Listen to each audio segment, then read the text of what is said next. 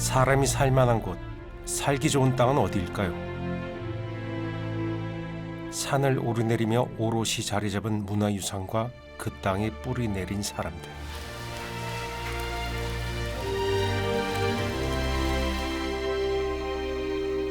그리고 멈춤.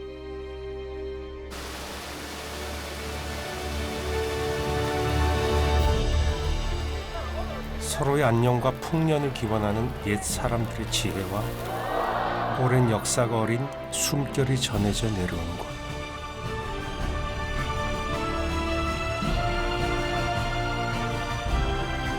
신령하고도 편안한 산을 닮은 경상도 이야기가 지금 시작됩니다.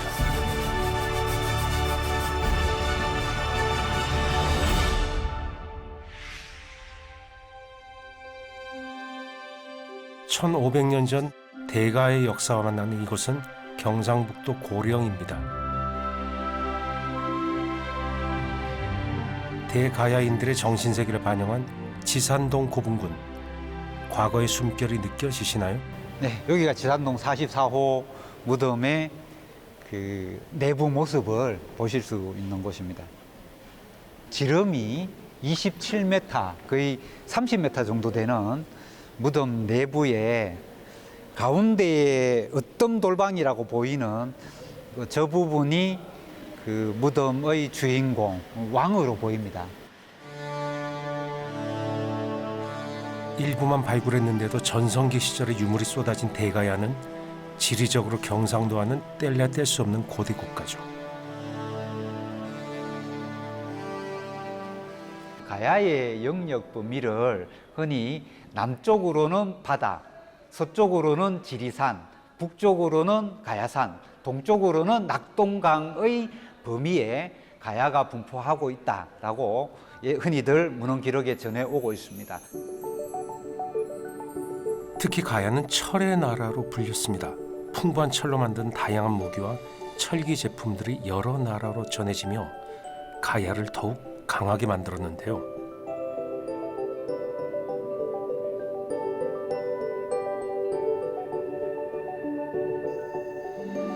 한반도 남부 삼국의 틈바구니에서 520년간 둥지를 틀고 살았지만 우리에게 잘 알려지지 않은 미지의 나라 가야. 연맹체제를 유지하며 600년에 달한 역사를 이어갔지만 강대국 사이에서 버티지 못한 가야는 신라에 병합되어 역사 속으로 사라진 비운의 나라가 되고 말았습니다. 가야는 잊혀진 나라지만 분리와 결합이라는 존재 방식과 아름다운 공존의 미덕은 현대를 살아가는 우리들에게 많은 이야기를 들려줍니다.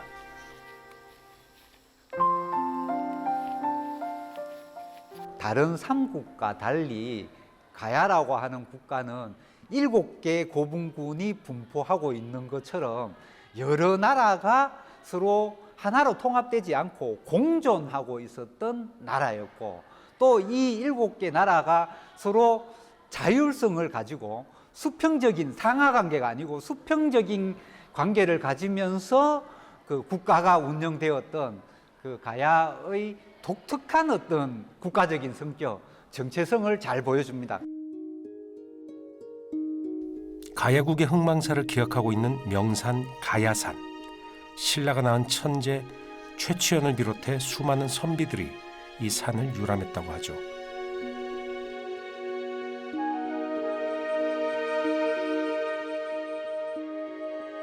가야산 한복판에 자리한 우리나라 3대 사찰 가운데 하나인 해인사.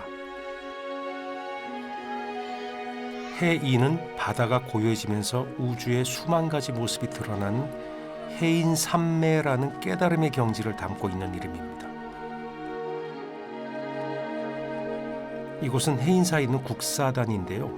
가야산의 산신이자 대가야의 건국 신화가 깃든 정견모주를 모시는 곳입니다. 정견모주가 낳은 두 아들은 대가야와 금관가야의 시조가 되는데요. 우리가 아는 수로왕이 그들 중 한 명이죠. 가장 본능적이고 원초적인 이야기가 전해지는 신화의 땅.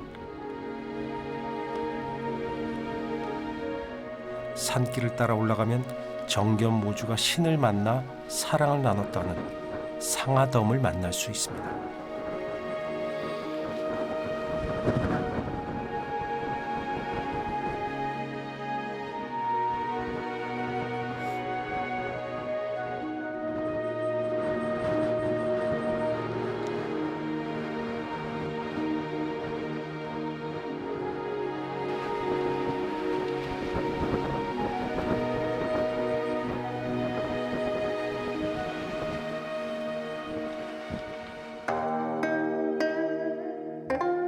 강력한 철의 나라가 남긴 부드러운 선율이 전해지는 곳,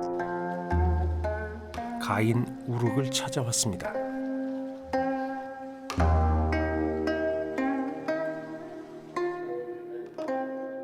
삼국사기에는 가야금 12곡을 작곡하고 악사로 활동했던 우룩의 이야기가 기록으로 전해지는데요.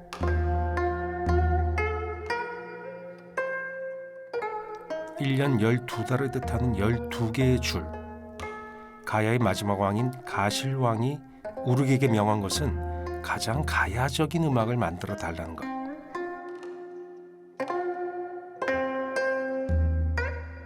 가야국은 사라지고 없지만 옛 사람들이 남긴 아름다운 정신은 지금도 이어지고 있습니다.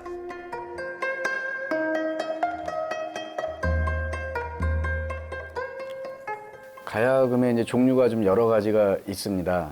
보통 이제 우리가 제일 오래된 게 이제 정악가야금이라 그래가지고 궁중 음악에 많이 쓰이는 게 있고요. 그 다음에 또 조선시대에 만들어진 산조가야금이라는 게 있고, 또 최근에 뭐 이제 25연, 18연 이런 개량 가야금도 있습니다. 우리 음악의 대표 현악기인 가야금은 위가 둥글고 아래가 평평한데요. 하늘은 둥글고 땅은 네모나다는 것을 의미한다고 하죠.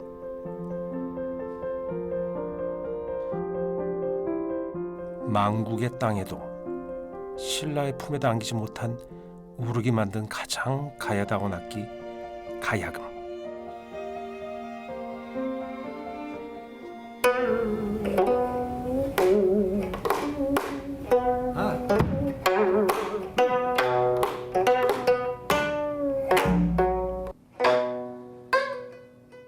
즐겁지만 넘치지 않고 애절하지만 슬프지 않은 음악.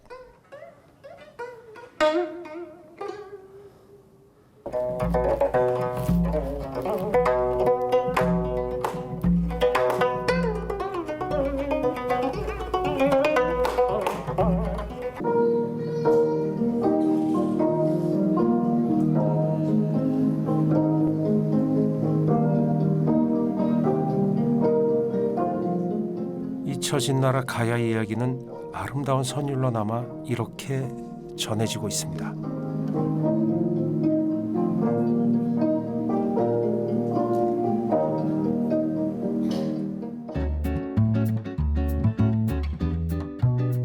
땅이 넓고 아름다운 경상도.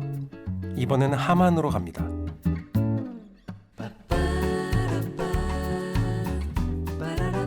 아름다운 버드나무 수십 그루가 우거져 있는 이곳은 함안면 괴산리 무진정.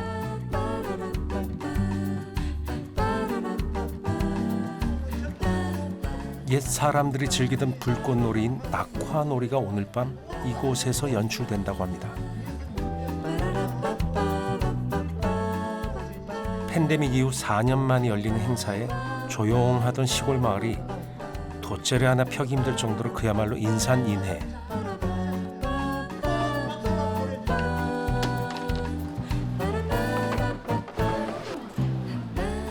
낙화놀이는 숯과 한지를 꼬아 만든 낙화봉 수천 개를 줄에 매달아 놓고 해가 질 무렵 불을 붙이는 함안의 대표적인 민속놀이입니다.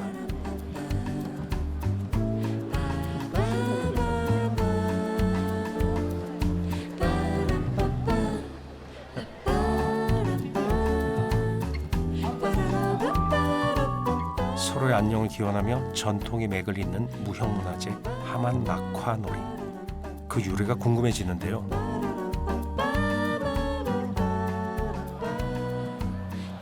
조선 선조 때 군수님께서 함안 구민의 안녕과 풍년을 기원하면서 낙하놀이를 시작했다고 합니다. 숫대 원재료는 참나무로서 만들었고 그 다음에 한지하고 강목이라는 것이 필요합니다. 강목이 심지 역할을 하는데 그렇게 해서 이제 그 낙하봉이 만들어집니다.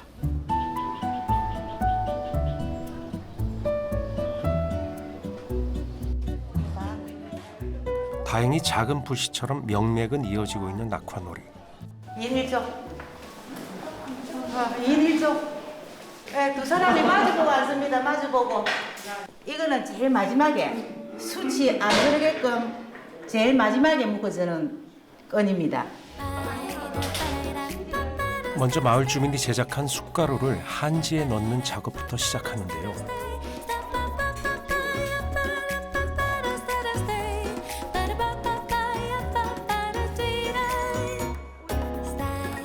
한지로 감싼 숯가루가 풀어지지 않게 꼼꼼히 싸는 것이 핵심.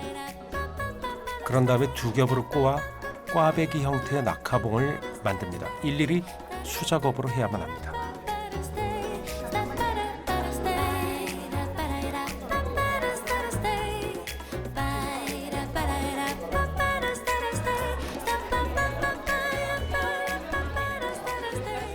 물이 타고 가면서 여기 터지고 또 이 가지가 있으면서 또 차츰차츰 들어가가지고 여기 터지고 이거를 그대로 묶이지가 있고 위에 묶이나서 여기가 매듭이 없으면 숯이 그대로 알로 다 쳐져버리지. 1시간 반 이상 걸립니다. 타면.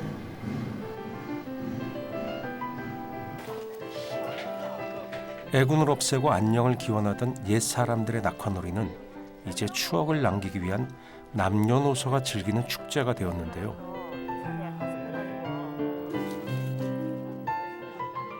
저마다의 소원을 담은 낙화봉들은 오늘 밤 바람을 타고 훨훨 날아갈 겁니다.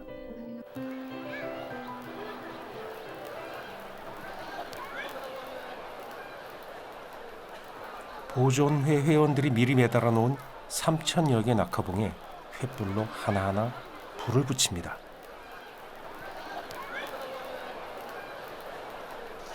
곧 조선판 불꽃놀이가 시작되는 거죠.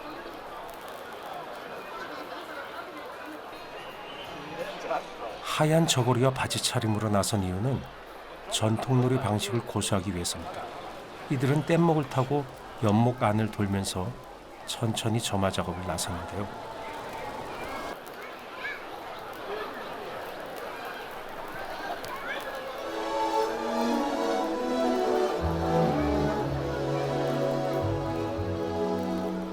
꽃빛처럼 조금씩 불꽃이 날리기 시작합니다.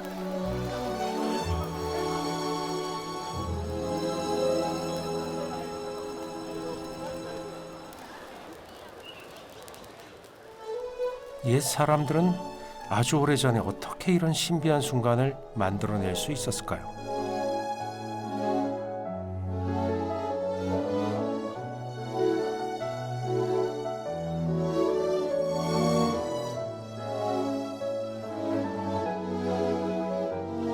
낙화봉은 한번 불이 붙으면 2시간여 동안 쭉 탑니다.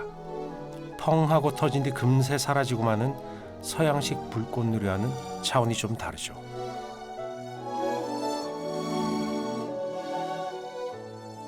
마치 꽃가루처럼 불꽃이 흩어집니다.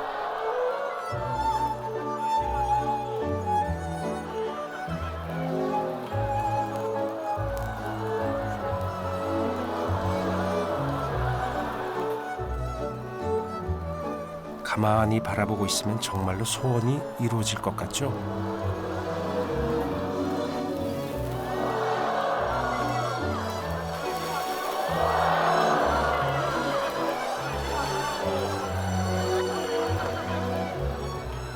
불꽃이 수놓은 무진정의 밤은 그렇게 깊어갑니다.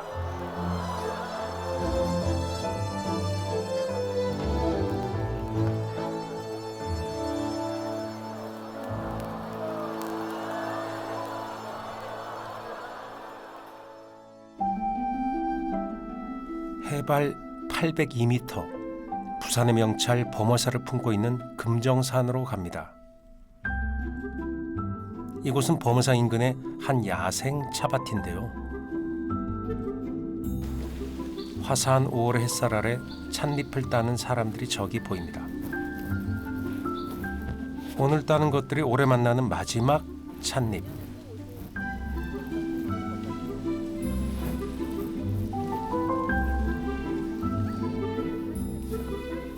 정성스레 한 입 한 입 따면 파릇한 생명을 가진 찻잎이 모아지는데요.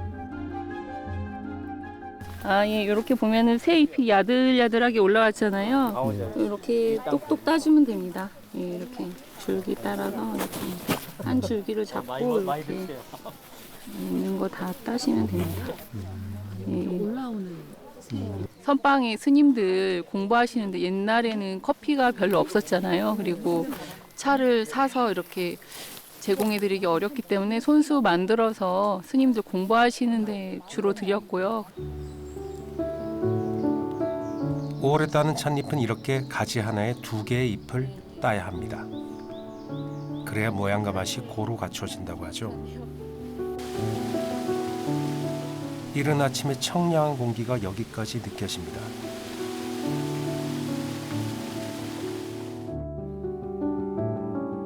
숲속 야생 차밭에서 갔다 온 파릇한 생명력이 느껴지는 찻잎. 보기만 해도 스트레스가 없어지는 기분이 드네요. 이곳에서는 구중구포, 그러니까 9번 찌고 9번 말리는 제다법을 아직도 고수하고 있습니다. 자연의 색과 향, 맛을 살리기 위한 구중구포차.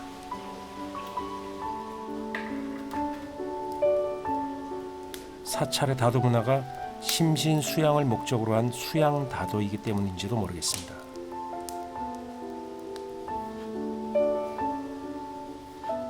뜨거운 가마솥에서 이렇게 일일이 손으로 비벼 수분을 날려야 하는데요. 시간에 따라 찻잎의 상태가 달라지니 한시도 자리를 뜰 수가 없습니다.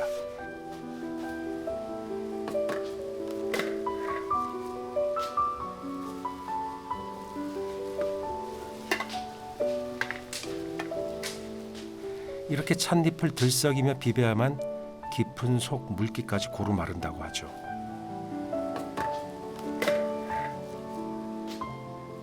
몹시 정성이 깃드는 일입니다.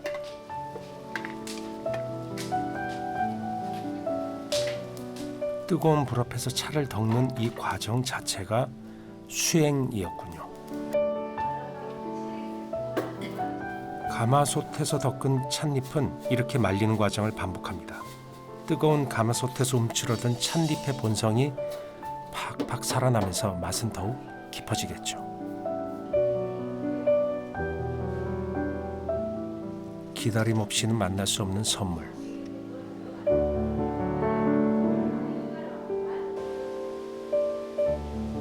자인은 이미 그걸 알고 있습니다.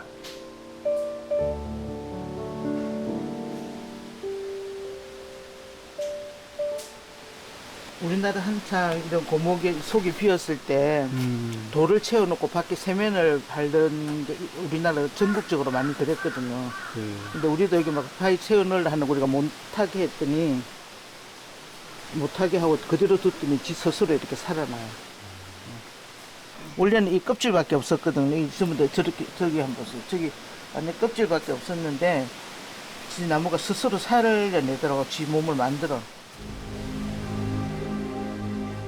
스스로 치유하고 회복하는 자연.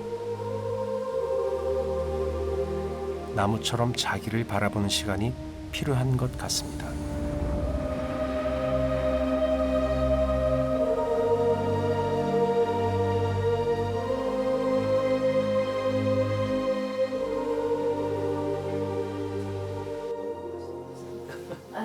자, 이제 차 한 잔 마시러 가볼까요?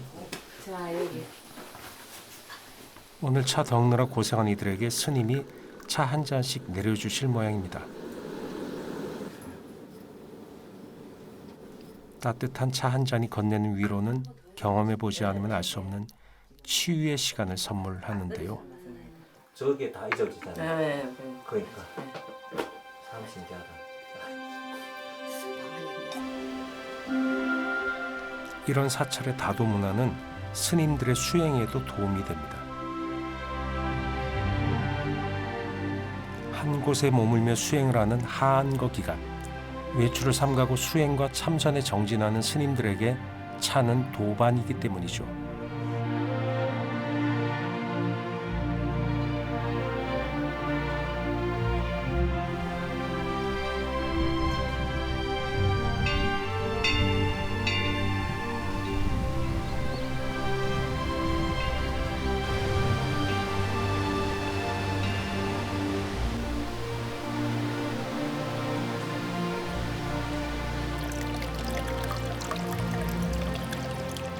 금어가 사는 바위 우물에서 유래되어 물이 마르지 않는다는 금정산.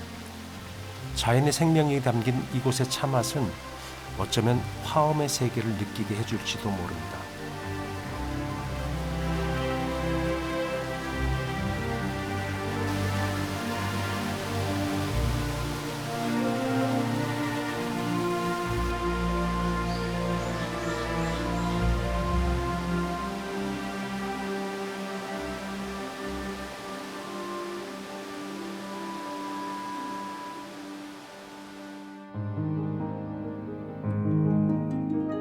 산을 지고 바다에 임한 고장.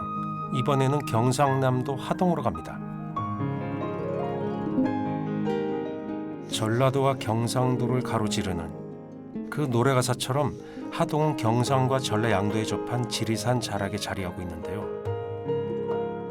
우리나라 차에 대한 다양한 설이 있지만 최초는 이곳 하동입니다. 무려 삼국사기의 기록이 남아있는데요. 차부심이 담긴 고장답게 눈 닿는 곳이 온통 차밭입니다.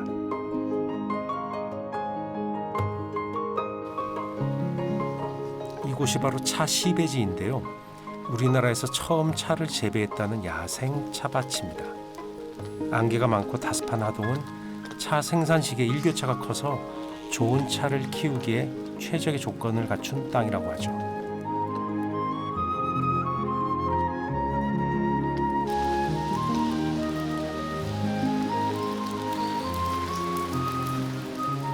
차 역사와 인연이 깊은 이곳은 천년고찰 쌍계사. 하동에 차를 가져온 곳도 키우고 마시기 시작한 것도 바로 이곳이죠. 봄에 작업을 끝낸 거네 일단. 예, 끝내고 이제 너무 웃자라면은 수확성이 떨어지고 생육에도 이제 일단 찻잎 채취하기 편하게 일단 키를 낮춰주는 거죠. 같은 그 뿌리에서 많은 가지로 흩어져 나다 보니까 이렇게 얇고 넓게 이렇게 자라는 거예요. 예, 갓 올라온 찻잎을 따는 용도는 아니고요. 좀 웃자랐을 때 중작이나 홍차 만드는 용도로 이렇게 차밭을 관리를 합니다. 차밭은 그냥 밭이 아닙니다. 서양에 와인이 있다면 우리에겐 차가 있다고 할 수 있는데요. 기호품인 동시에 정신을 품고 있기 때문이죠.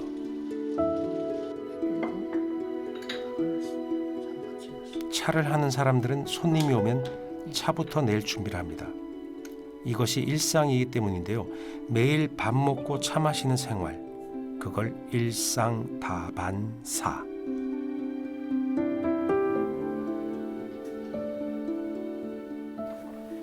제가 여기 왔을 때 이제 느낀 것들은 뭐 일상다반사라는 그런 말이 정말 이게 그런 말이구나라고 느꼈던 게 이제 집집마다 그렇게 형식화되어 있고 세련되어 있지는 않지만은 그 이 지역의 잭사리라고 하는 그 고유의 차를 집집마다 만들어 가지고 그냥 주전자에 보리차 끓이듯이 그렇게 끓여 가지고 오는 손님들한테 내어주고 또 뭐 감기 몸살 왔을 때 뭐 모과라든지 또 돌배 이런 거 같이 푹 고아서 또 뭐 약처럼 뭐 이렇게 달여 마시고 그런 걸 봤을 때 그냥 밥 먹듯이 일상에 그냥 흔히 먹는 그 하나의 수단으로서 차를 즐기고 있는 그런 측면이 있었다. 삶 속에 늘 있는 일이고 별일 아닌 흔한 일. 일상이 곧 깨달음의 세계라는 건 진리겠죠?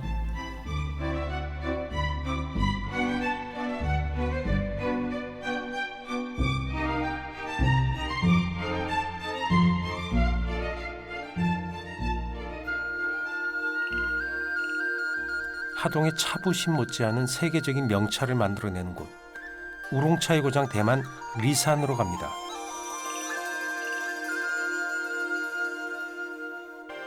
해발 2,000여 미터가 넘는 고산지대인 리산의 우롱차는 대만에서도 최상급으로 꼽히는데요. 우롱차는 생산지에 따라 차 향과 맛의 편차가 아주 큽니다. 일교차가 크고 습한 리산은 찻잎 생산의 안성맞춤인 곳입니다.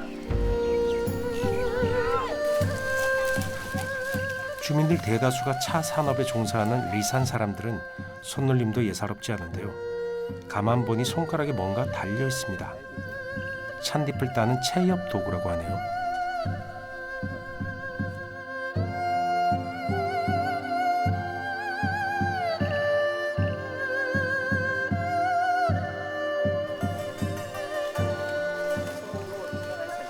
一心两叶啊，这个因为比较润，所以多了这一叶，没有就这么短，就做起来就包不可以圆圆的一粒呀、假如有50斤，我就很满意了。春茶还有秋茶，冬茶，3季，它这边有3季。对。 대만의 차나무는 중국 푸젠성에서 가져와 심은 것이 시초인데요. 중국에 비해 차 역사가 짧은 대만이 세계적인 우롱차 산지로 손꼽히는 건 천혜의 자연 환경 덕이 크죠.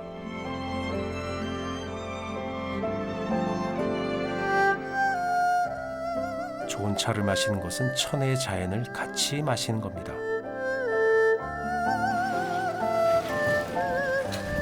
우리는 우롱차를 가공하는 차 생산 공장을 찾아가 봤습니다.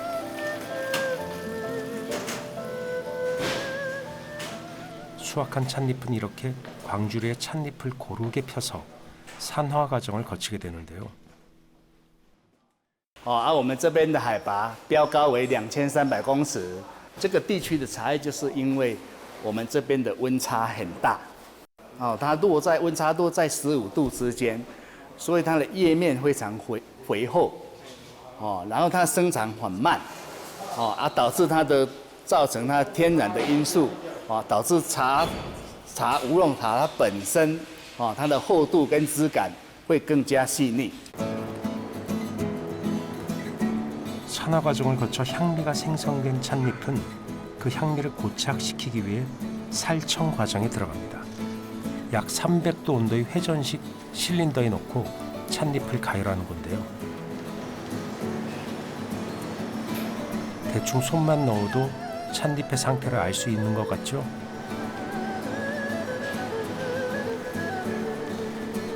살청 과정을 거쳐 어느 정도 맛과 향이 고착되었다고 판단되면 다음 작업으로 넘어갈 준비를 합니다.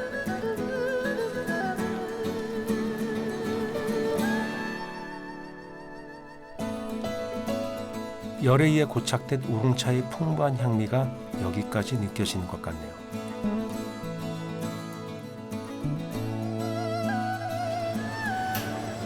그렇게 살청 작업을 거친 찻잎은 곧바로 유념 작업에 들어갑니다.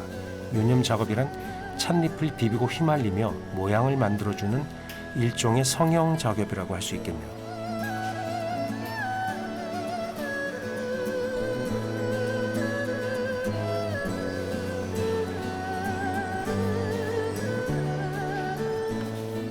거의 다 왔습니다.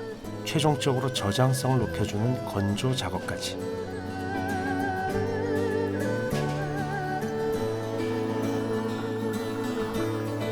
이것이 바로 부드러운 단맛이 그윽한 리산 우롱차. 모양이 정말 독특하죠?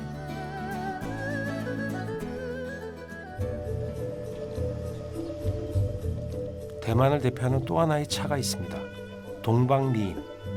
이름도 아름다운 차를 만나러 신죽현에 왔습니다.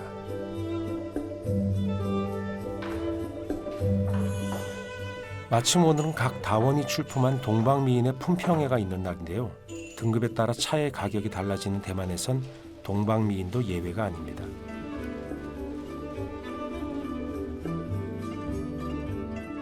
다섯 가지 색을 띠는 동방미인.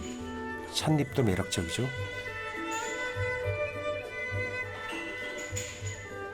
.971点，色香味水，形状外观嘛，其实最主要是要帮助农民去做分级评鉴，然后也是保障消费者不是因为茶叶的东西是嗜好品，那大家都是怕瞒天开价，所以我们都是以一个公平、公正、公开的方式去评选。 대부분의 대만차가 중국에서 기원했지만 동방미인만큼은 대만이 원조인 순수 대만차입니다.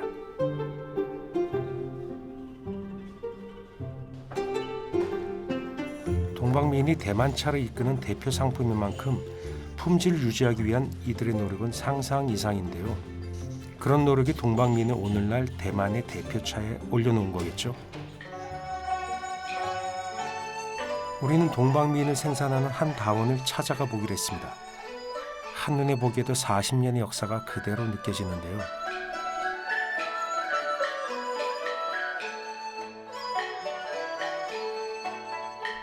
동방미인은 벌레가 즙을 빨아먹어 홍갈색으로 변한 찻잎만 사용합니다. 당연히 유기농으로 생산할 수밖에 없죠. 很多个时候，你这个比赛啊，背后的这一个 background 就是政府。 是我们的政府，所以基本上是它有它所谓的公信力。可是现在变成是说，我们自己需要量本身有自己的标准之后，我们也可以做这件事情，这样子。 신죽현 인근 해발 400m 구릉. 수량이 풍부한 곳에 자리 잡은 이 다원은 재배 면적만 11만 평, 연간 생산량도 6톤에 이르는 대만의 대표적 차밭 중 한 곳입니다.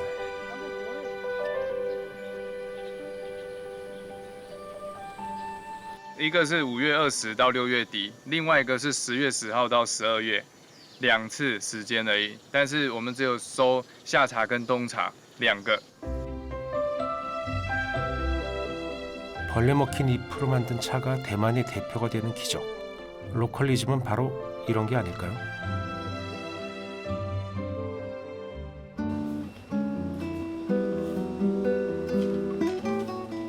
타이베이 근교에 차 한 잔을 마시러 왔습니다. 차를 마시며 함께 공부를 하는 차예를 배워보기 위해서인데요. 손님이 오면 자연스럽게 차부터 우립니다. 오늘 함께 마실 첫 차는 우롱차인 것 같습니다.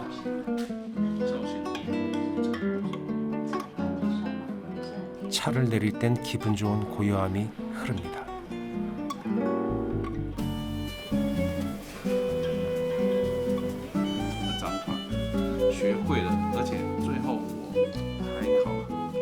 차 공부를 한다는 것은 차의 향과 맛을 감상하는 것 외에 다른 의미도 있습니다.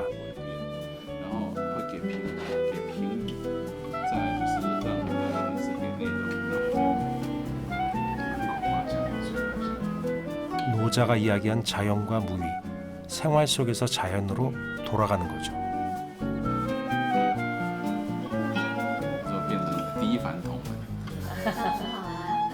所以其实我在茶里面，其实体验到从物质到所谓功夫的方法，去承载了这样一个生活的修养之美。所以其实茶带给我的很重要意义就是我能够在我的平常的生活里面，用这样子的一个方法去分享、去内化，最终体验出那种自然无为之美。 차 공부를 위해 타이베이 근교의 한 작업실을 찾아왔습니다. 차 생활에서 빠질 수 없는 다구를 만들며 고요히 도예가로 살아가는 인생.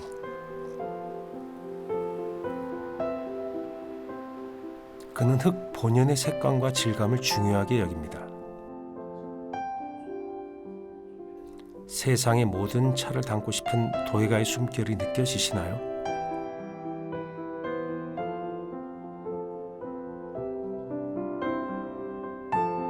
오직 고양이만이 아는 고요하고 고독한 삶. 绿黑，然后慢慢转褐色，再转橘色，对。所以它不是因为原料的成分不一样，它是因为火焰在窑里面流动的关系造成的不一样的效果。强光下，它可以看得到一些釉色本来的细节变化。 청목 특유의 우아함이 느껴집니다. 역시나 손님이 오면 차부터 대접하는 걸 잊지 않는데요. 닭으로 만들고 차를 우리는 삶. 도예가에게는 일상이 곧 예술입니다.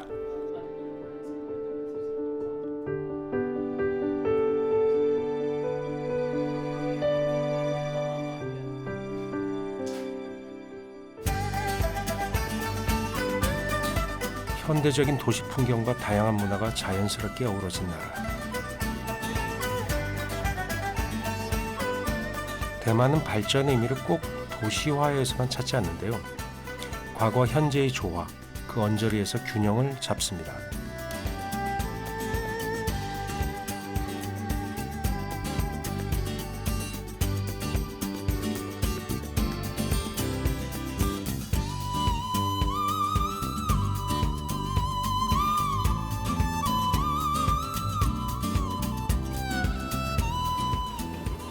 타이베이 한 작업실에서 부병 장수를 비는 병풍을 만났습니다.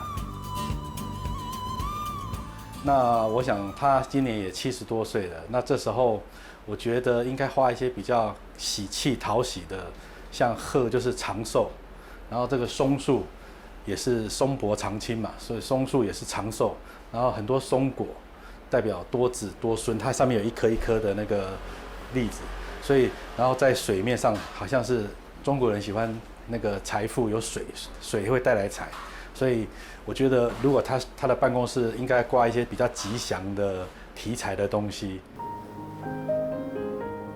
대만 사람들은 전통 문화 속에 살면서 그 위에서 예술을 꽃피우는데요. 전통과 현대의 내공이 모두 발휘되는 것 같습니다.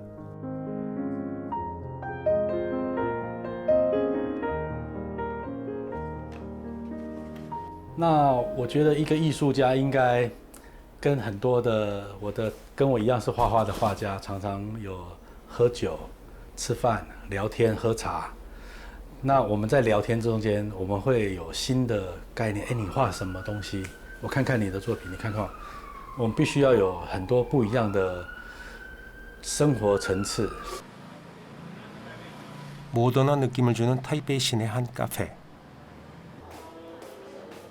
대만 사람들은 집에서도 차를 즐기지만 친구를 만날 때도 찻집을 애용하는데요.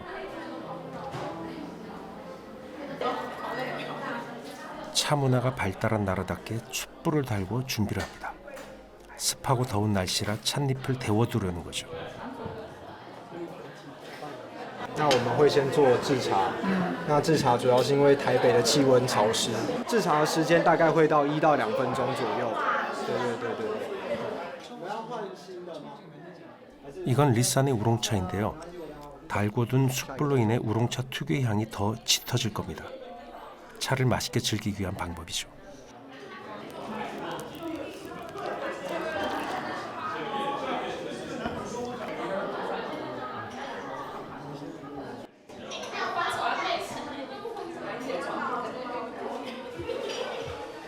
这个是梨山乌龙。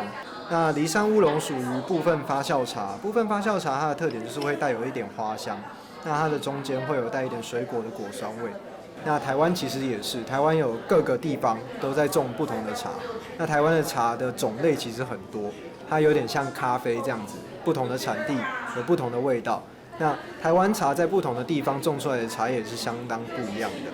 对，那我们会比较希望可以推广台湾的茶为主。 对，让年轻人或老一辈的都可以来这边比较自由的泡茶。对。 아는 만큼 보인다는 말처럼 차 공부는 끝이 없는 것 같습니다.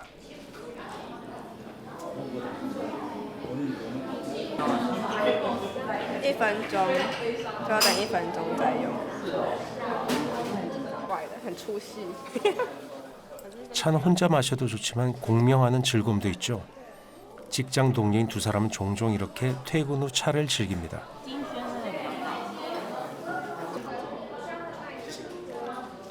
你的茶应该比我的茶早泡2小时。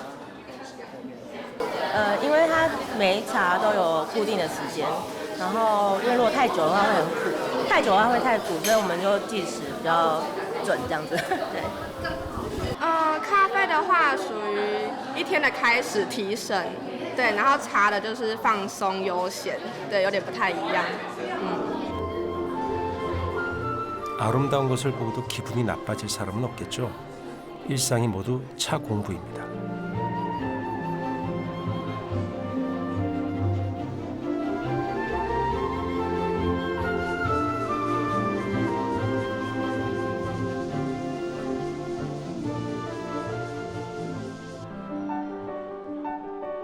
화려한 수채화를 닮은 우롱차를 마셨으니 이제 수묵화 한 점 감상하면 어떨까요?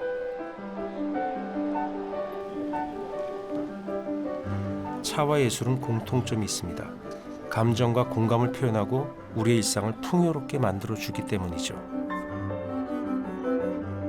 최근 국내에서 열린 한 아트페어에도 신선한 작품들이 많았는데요.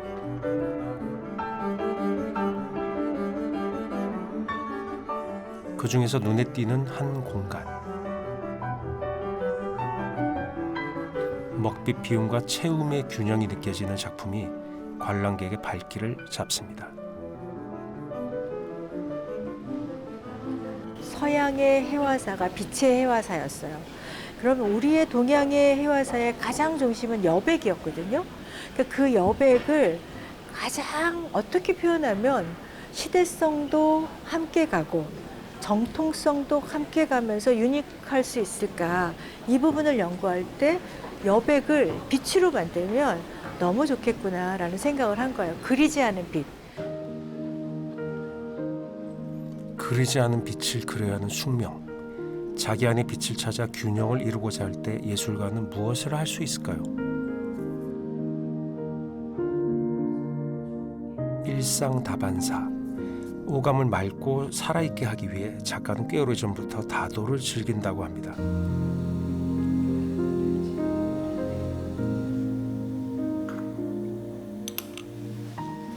자신에게 온전히 집중해야만 다시 누군가에게 작품으로 위로를 건넬 수 있는 예술가라는 숙명. 차도 마찬가지가 아닐까요?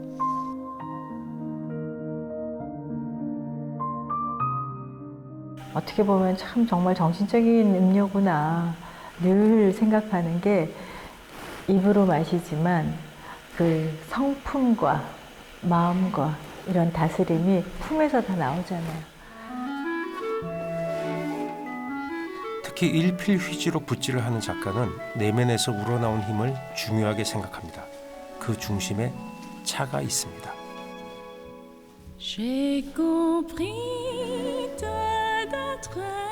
일상 다반사로 균형을 이룰 때 치열한 붓질로 빚어낸 구원의 힘. 이것이 작가가 세상과 소통하는 방법입니다.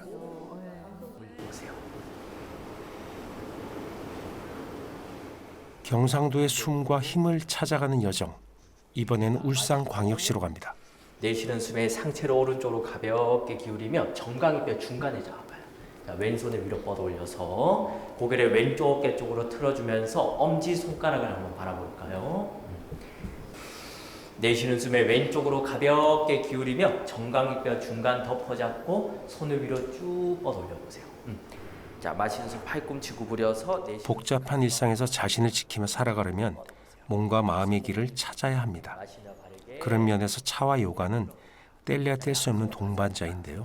한번 손을 위아래로 바꿔보세요.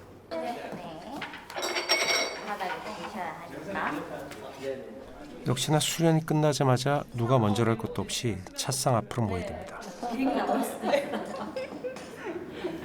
이거 저희 앞에 차 땄거든요. 녹차 한번 먹어볼게요. 제일 처음 딴 녹차고요. 이거를 우전이라고 해요. 우전인데 향기가 좋고 이거는 딱 첫 그거만 이 향기랑 맛을 느낄 수 있다고 하거든요. 한번 먹어볼게요.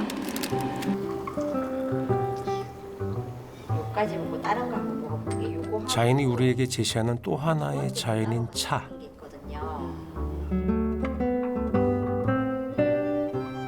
그래서 차를 맛보는 것은 우주를 맛보는 것이라고 해도 과언이 아닐 텐데요.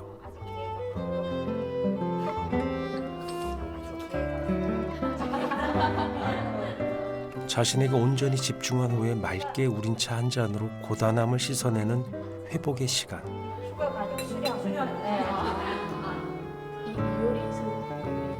요가는 먼저 몸과 마음을 함께 같이 가져가는 것 같아요. 육체적인 것만이 가져가는 게 아니라 사실은 요가는 마음으로 하는 거라고 생각하거든요. 그래서 치유도 빠르고 기본적인 뿌리를 다스려서 건강할 수 있는 운동이라고 생각해요.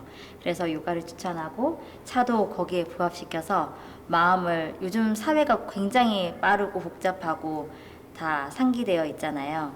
이런 빠른 시대에 조금은 느슨하고 조금 혹은 조금 안정화되는데 정말 좋은 두 가지인 것 같아요. 싱그러운 잔이 담긴 좋은 차, 살랑대는 이웃들의 목소리로 잔잔한 행복이 물들어가는 곳. 이곳이 바로 사람이 살만한 땅이 아닐까요?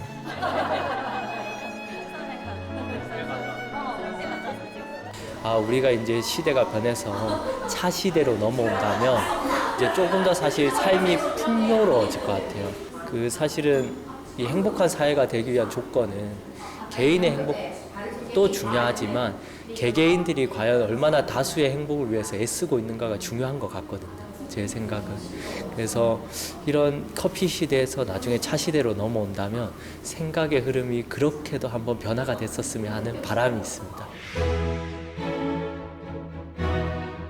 사람이 살만한 땅. 아주 오래전부터 살기 좋았고 앞으로도 그러할 곳. 신령하고 편안한 산을 닮아 선한 삶의 태도를 간직하며 살아가는 사람들.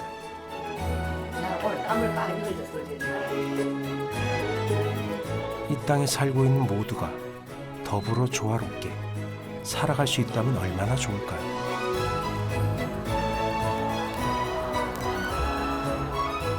다시 불을 지피는 경상의 힘. 영남 땅의 아름다움이 오래도록 빛나기를 바라봅니다.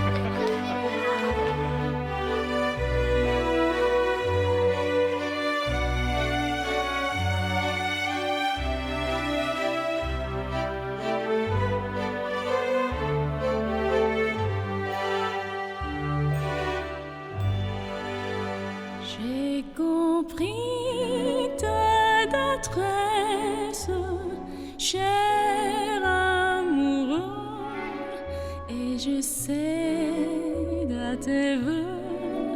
Fais de moi ta maîtresse, loin de nous la sagesse, plus de tristesse. J'aspire l'instant précis où nous serons heureux. Je te veux, je n'ai pas